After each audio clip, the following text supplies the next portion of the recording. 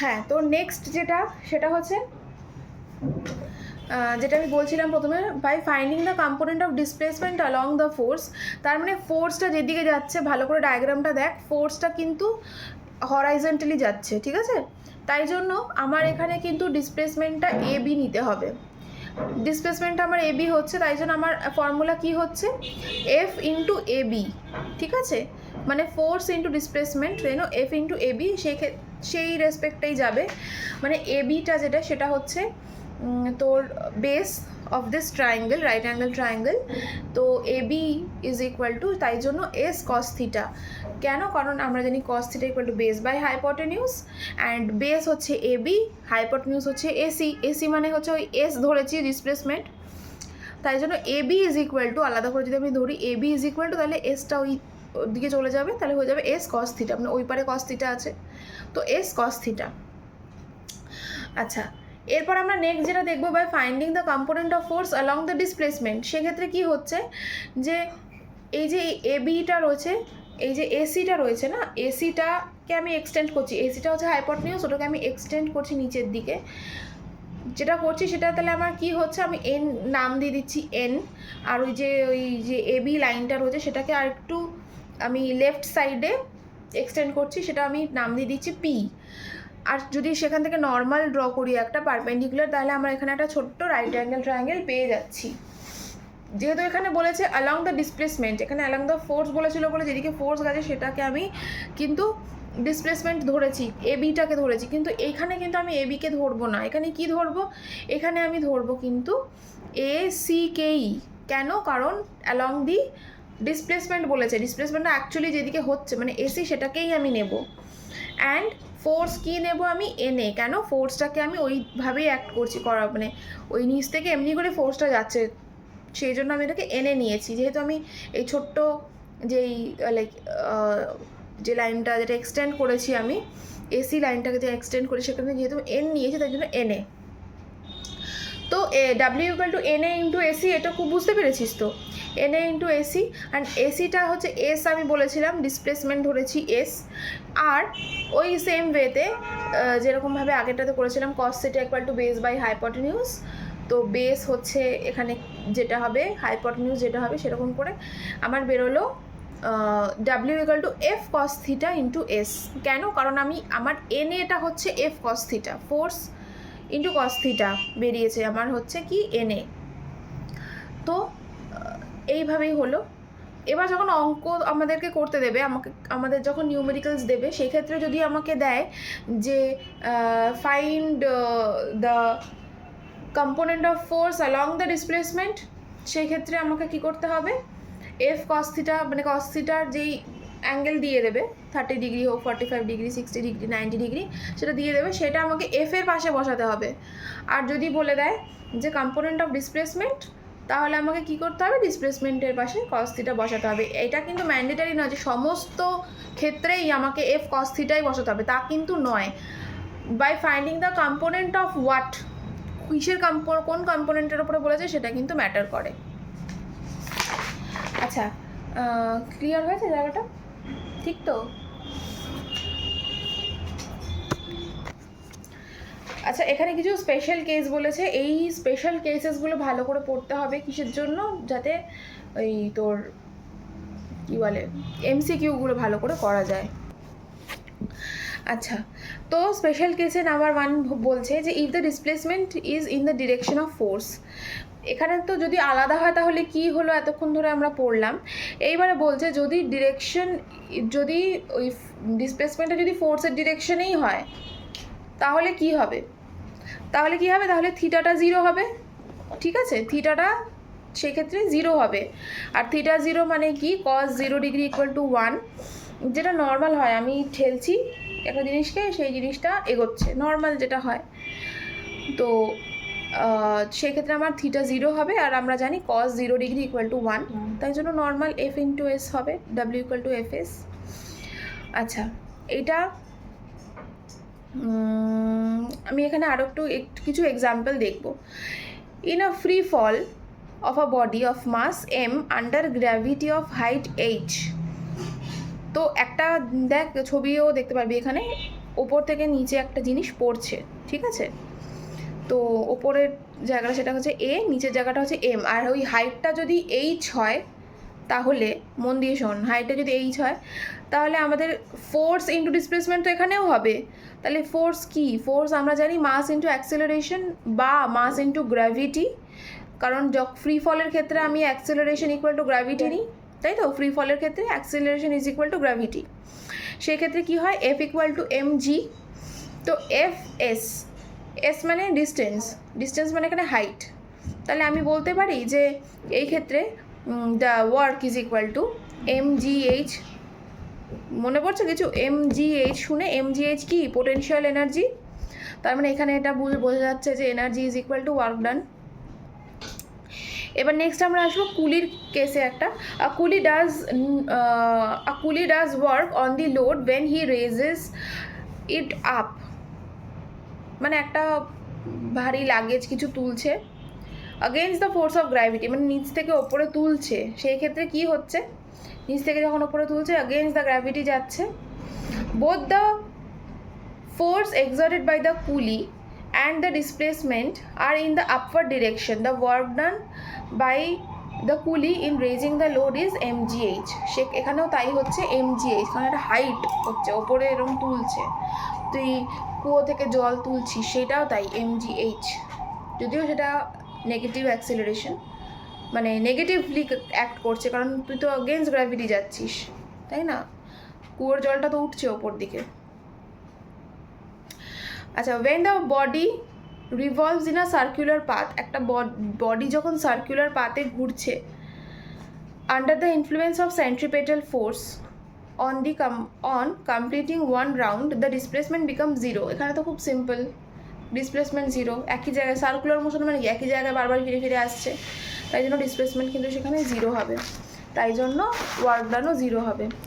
এবং কেস 3-তে আমরা দেখব কি, এটা কিন্তু খুব ইম্পর্টেন্ট, কেস 3টা মনে রাখতে হবে। when the displacement is normal to the direction of force, যদি নর্মাল হয় ডিসপ্লেসমেন্ট, এক্সাম্পলটা বলছি, that is theta is equal to 90 degree, then cos 90-র ভ্যালু কি? cos 90 zero. তাই জন্য আমার যদি লাইক একটা জিরো হয়, সামথিং মাল্টিপ্লাইড বাই জিরো, তো পুরো জিনিসটাই জিরো হয়ে যায়, তাহলে ওয়ার্ক ডান কিন্তু সেখানে জিরো হবে। when a pulley walks on a horizontal ground while carrying a load on his head, no work is done against the force of gravity because the displacement of the load is normal to the direction of force of gravity, মানে ও তো মাথায় রেখে জিনিসটা চলছে, তাই জন্য ওর মাথায় রয়েছে অ্যান্ড ওর ফোর্সটা অ্যাক্ট করছে কি? নর্মাল, তাই তো? মানে ও লাইক হাঁটছে এরকম সোজা, মাথায় এটা রয়েছে, মাথায় ফোর্সটা যেহেতু রয়েছে, ও লাইক ফোর্সটা এরকম পড়ছে, বাট ও যাচ্ছে এরকম, মানে ফোর্স অফ গ্র্যাভিটির থেকে ও নর্মাল থাকছে, ওর লোডটা, মাথার উপরে লোডটা। তাই জন্য কিন্তু সেই ক্ষেত্রে লাইক থিটা, মানে আমার যে অ্যাঙ্গেলটা সেটা 90 ডিগ্রি হবে, আর আমরা জানি cos 90 ইকুয়াল টু জিরো। এই এক্সাম্পলটা খুব important, very very important. Okay, the পুলি does work against the force of friction when he moves with a load. যখন ও, মানে এটা কি? Force of against the force of friction ও কাজ করছে যখন ও লোড নিয়ে হাঁটছে। when a body, এখানে আরও একটা কেস এখানে আমি বলছি, when a body moves in a circular path in a horizontal plane, no work is done. যখন একটা সার্কুলার পাথে ঘুরছে, মানে একটা প্লেন সারফেস, বাট ও সার্কুলার পাথে ঘুরছে, মানে আমি ওই হয় না ওই মানে ring a ring a roses pocket full of, তো যখন আমরা ঘোরে না খেলতাম ছোটোবেলায় আমরা, তো ওই যেই জিনিসটা, ওটা তো আমরা এখান থেকে শুরু করে এই ঘুরে আবার ওই একই জায়গায় চলে আসছি, তাই জন্য সেখানে সেই ক্ষেত্রে কিন্তু আমার ডিসপ্লেসমেন্টটা জিরো হচ্ছে, তাই জন্য আমার ওয়ার্ক ডান জিরো হচ্ছে। খুব সিম্পল। আমি ভাবছি খাতায় এত জোরে আওয়াজ হচ্ছে কি করে।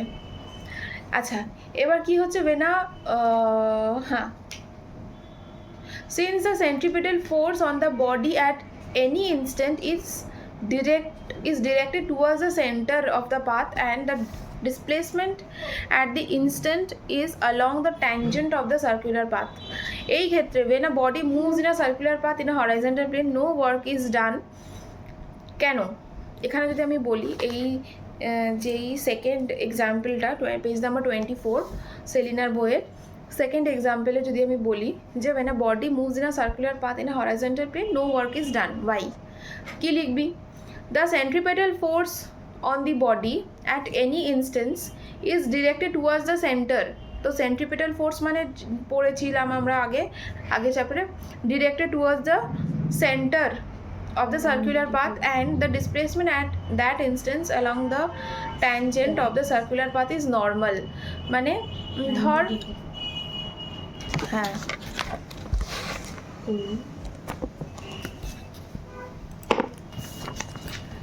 ধর একটা এরকম সার্কুলার পাথ রয়েছে আর জিনিসটা তো এরমভাবেই কাজ করছে না, সেন্ট্রিপিটাল ফোর্স মানে ফোর্স, আমি এফ বলে লিখছি ফোর্সের পাশে, আর ট্যানজেন্ট মানে কি? ট্যানজেন্ট মানে এটা আমরা ম্যাথসে পড়েছিলাম, ট্যানজেন্ট মানে জাস্ট একটা পয়েন্ট যেখানে জাস্ট ছুঁয়ে বেরিয়ে যায়।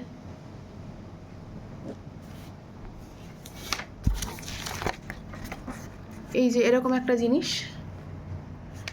এর যদি একটা সার্কুলার পাথ হয় তাহলে কি ডিরেক্টেড টুয়ার্ডস দ্য সেন্টার এরকমভাবে ফোর্সটা অ্যাক্ট করছে, আর এই ট্যানজেন্ট মানে কি জাস্ট ছুঁয়ে বেরিয়ে গেল। তার মানে আমরা কি জানি, এটা ম্যাথসে পড়েছিলাম যে এইখান থেকে এই সেন্টার পর্যন্ত এটা 90 ডিগ্রি হবে, 90 ডিগ্রি হবে, 90 ডিগ্রি হবে। তো সেই জন্য কি হচ্ছে, theta is equal to 90 degree, তাই জন্য আমার এই ডাব্লিউ ইকুয়াল টু 0। থিটা 90 মানে কস 90 0, তাই ডাব্লিউও 0, কারণ ডাব্লিউ ইকুয়াল টু যে ফর্মুলা তার মধ্যে কস থিটা রয়েছে। আচ্ছা, conditions for the work done by a force to be 0। কী কী কন্ডিশন আছে তাহলে যার জন্য 0 হতে পারে? প্রথমত নো ডিসপ্লেসমেন্ট হচ্ছে না কোনো, when the displacement is normal to the direction of force, আর ফোর্সও অ্যাক্ট করছে, ডিসপ্লেসমেন্টও হচ্ছে, কিন্তু সেটা যদি নর্মালি অ্যাক্ট করে সেই ক্ষেত্রে কিন্তু আমার থিটা যেহেতু 90 হয়ে যাচ্ছে, আমার ওয়ার্ক ডানটা 0 হবে। কেস 3তে বলছে নেগেটিভ ডিসপ্লেসমেন্ট, সেক্ষেত্রে কি হচ্ছে নেগেটিভ ডিসপ্লেসমেন্ট, যেটা আমি বললাম এক্সাম্পল দিলাম, উপর দিকে তুলছি আমরা কোনো জিনিস, ঠিক আছে, সেইটা হচ্ছে আমার নেগেটিভ ডিসপ্লেসমেন্ট। কেন? কারণ আমার সেখানে থিটা 180 ডিগ্রি হচ্ছে, আর আমরা জানি কস 180 degree is equal to -1। Cos 0 degree যেরকম আমরা কি জানি, আমাদের যেই ইয়ে হয় তোর প্রোটেক্টর হয়, একদিকে 0 একদিকে 180 এরকম থাকে, তো একদিকে 0 একদিকে 180 এরকম থাকে, ঠিক আছে। তাহলে এদিকটা যদি 1 হয় নর্মাল, এদিকটা -1 হবে না? এদিকটা যদি 1 হয় 0-র জায়গাটা, তাহলে 180-র জায়গাটা -1 হবে। এটা দেখে 10 মনে হচ্ছে, বাট এটা একটু নিচে লিখলে ভালো হতো, বুঝতে পেরেছিস? cos 0 যদি 1 হয় তাহলে cos 180 -1 হবে, কারণ এটা উল্টো দিকের ডিরেকশনে রয়েছে, আর মাঝখানে 90 ডিগ্রি যেটা সেটা হচ্ছে 0। 90 ডিগ্রি ক্ষেত্রে কি হবে? 0। 90 ডিগ্রির ক্ষেত্রে হয় 0, মাঝখানে 0, এদিকে 1, তাহলে এদিকে হবে -1। আচ্ছা হলো, এইবার আমরা একটু চলে যাব work done by the force of গ্র্যাভিটিতে, যেটা আমি তখন বললাম যে ডাব্লিউ ইকুয়াল টু এফএস এর জন্য ডাব্লিউ ইকুয়াল টু mgh। কেন? কারণ এফ হচ্ছে m into G for free fall, কিন্তু acceleration due to gravity m into G, and S হচ্ছে জি, এইচ ধরছি আমি এসকে, কারণ ডিসপ্লেসমেন্ট হচ্ছে হাইট। ইউনিট অফ ওয়ার্ক, ইউনিটগুলো একটু মনে রাখতে হবে, যেটা খুব সোজা। ওয়ার্কের ইউনিট কি? বল কনফিডেন্টলি বল। হ্যাঁ, এটা আমি কোথাও পোস্ট করব না, এটা তোর আর তোর ফ্রেন্ডসদের মধ্যেই থাকবে, কোনো চাপ নেই। জুল, তাই তো? এটা হচ্ছে জুল, ওয়ার্কের ইউনিট হচ্ছে জুল। এনার্জির ইউনিট কি তাহলে? Energy unit joule.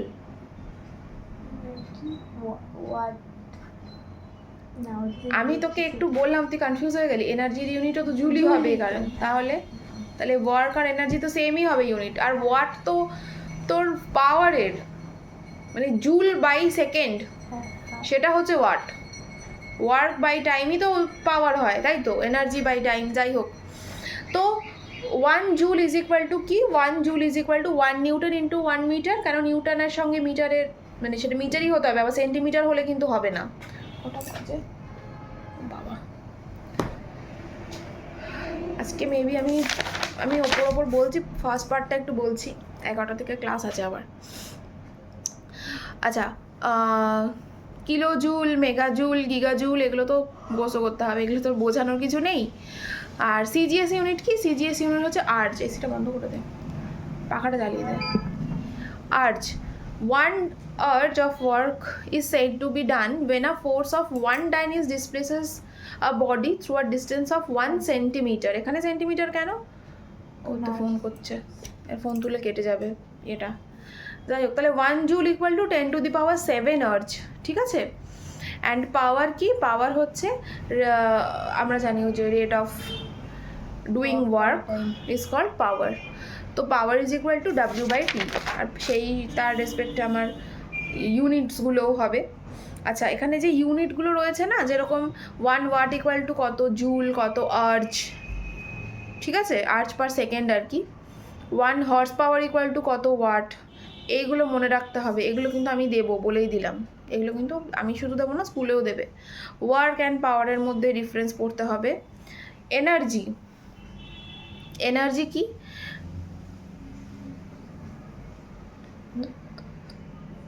এটা পরের দিনই করাবো, পরের ইয়েতে আমি বাড়িতে গিয়ে নাহলে ভিডিও করে, বা কালকে যখন আসবো তখন ভিডিও করে পাঠিয়ে দেবো, ঠিক আছে।